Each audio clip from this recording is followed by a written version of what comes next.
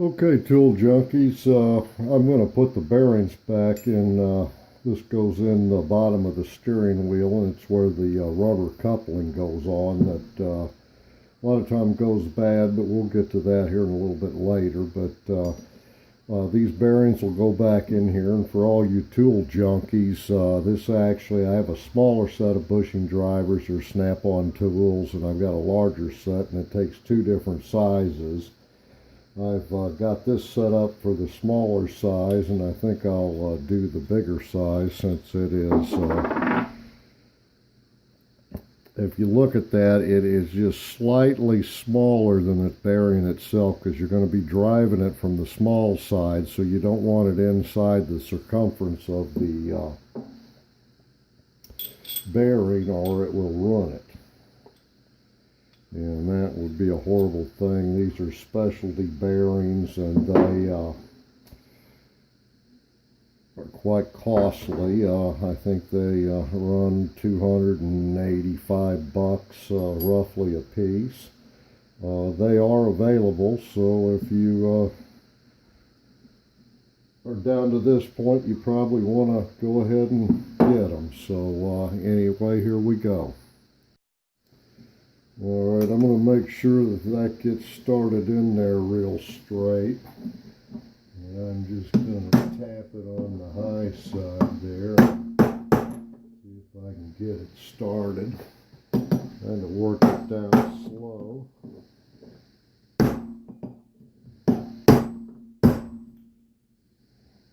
Okay, so I'm going to tap it on down. Okay, so I've got that good and straight going in. And I want to make sure I'm right in there.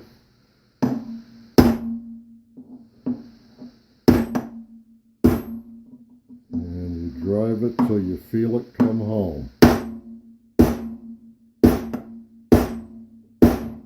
And that one I felt come on down there, and anyway, you can see all the way around it. Came right up there. I don't know if you can see it from the inside, but anyway, that one's good and ready to go. And I'll go ahead and drive the one on the other side. Okay, I've got that one started in that side, so I'm going to go ahead and try to drive it on home there. That one's a little harder to see, but you can see I've got it on down home. Okay, after getting the bearings in, basically you've got your shaft here, and this bearing, fits on there rather nicely. I put a little lubrication on them because I never want to do anything dry, but this other one here slips on the inside. Like so. And then the castle nut goes on there, and I'm going to have to go get me a cotter pin. But the other thing I'd mention is this has a little slot in it that will fit on there, and that can help pull the bushing down if you get it started on there straight, or the bearing on there if you get it started on there straight.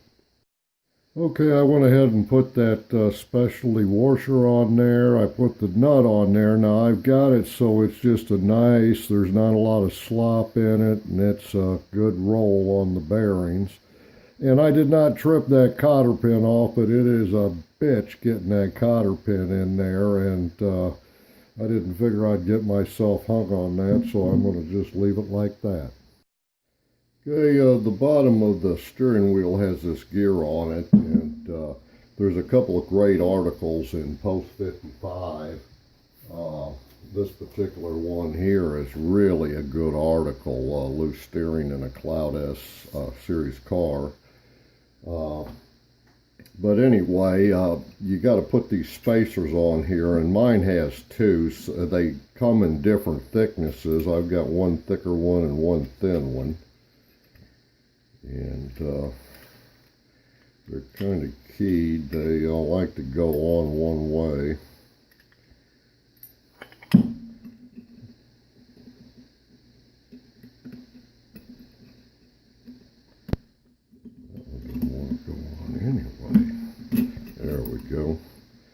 Alright, and you can see the old rubber here. It's got quite a bit of cracking and tearing in it.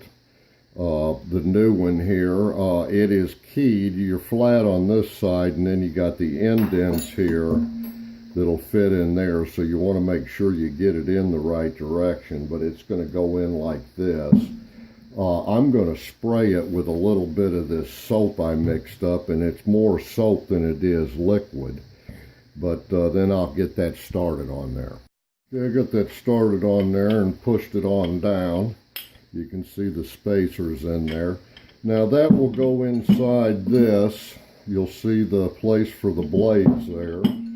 And this will slip down, but inside this goes the rubber ring, and then there's two half bushings or two half spacers, and the reason for the half spacers is you can't slip them on past everything. So we'll get that rubber on there, get it around there where it goes. The Cloud 1 or Cloud 2 does not have that. I'm not real sure about a Cloud 1. I'm going to use that to help push it up in there. We'll get the holes lined up there, but after we get this pushed in, these will be on this side of this. So we'll go ahead and push that on, and then we're going to pull that whole assembly together. Okay, I sprayed that real good with the soap, and I'm going to get one of these tongs started there on that side, and then I'm just going to work it on in like that, and it goes in fairly easily. And you can see you'll have to pull this down, and I'm going to get a lot of soap inside that thing so it slips down nice and easy. And I'm going to make sure I'm pretty lined up with one of the holes as I go in there. Okay, yeah, I'm going to be pretty good there.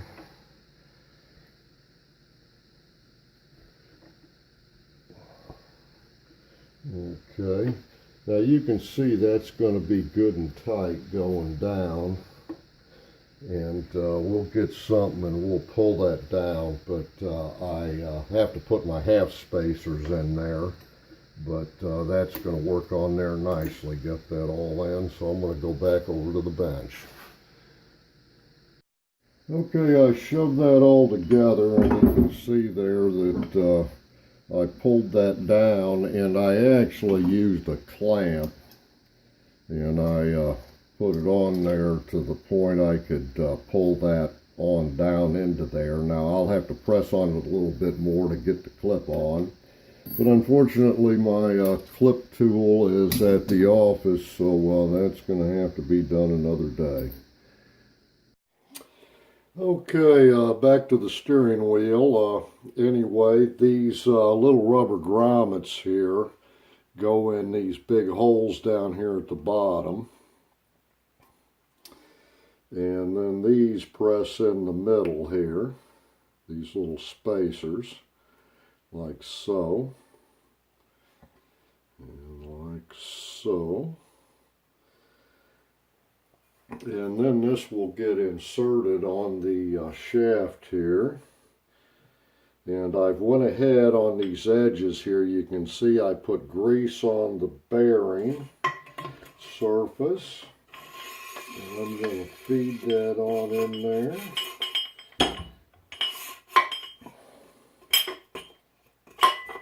Work it on down. Okay.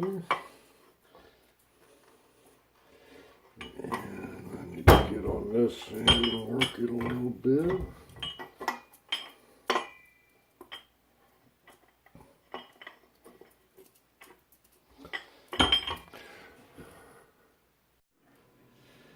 I've got the rubber gasket in between here, and you got to squoogey that around to get that in there, but there's a big rubber gasket in there, and of course we've already talked about these in the insert, these little rubber dealies. You've got a washer that goes on there, and then you've got a nut that goes on there.